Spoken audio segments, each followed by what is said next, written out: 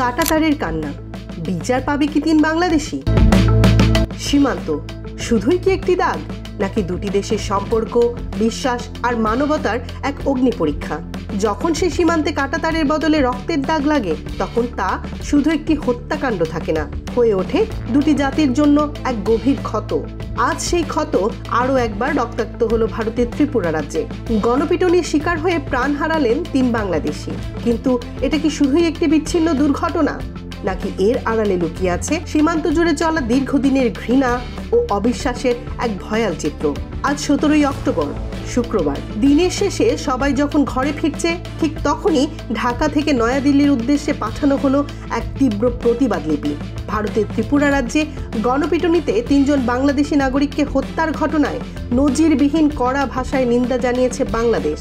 পররাষ্ট্র মন্ত্রণালয়ের বিবৃতিতে এই ঘটনাকে কেবল হত্যাকাণ্ড বলা হয়নি, বলা হয়েছে মানবাধিকার ও আইনের শাসনের চরম লঙ্ঘন। এই শব্দগুলো কূটনৈতিক ভাষার চেয়েও বেশি কিছু।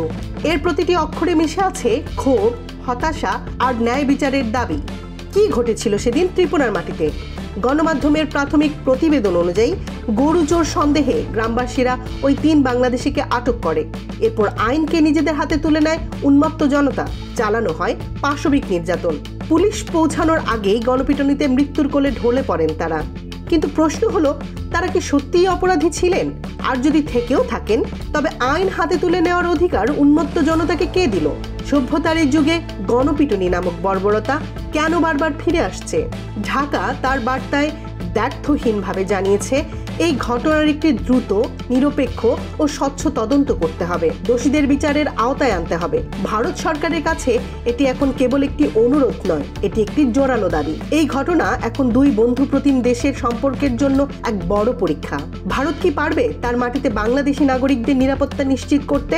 পারবে কি দোষীদের শাস্তি দিয়ে বন্ধুত্বের প্রতি সম্মান জানাতে? সীমান্তের ওপারে পড়ে আছে 3টি লাশ, আর এপারে অপেক্ষায় আছে তাদের পরিবার। তাদের কাছে কূটনৈতিক ভাষা বা আন্তর্জাতিক সম্পর্কের চেয়েও বড় প্রশ্ন, বিচার কি হবে? কাঁটাতারের কান্না কি পৌঁছাবে ক্ষমতার কেন্দ্রে?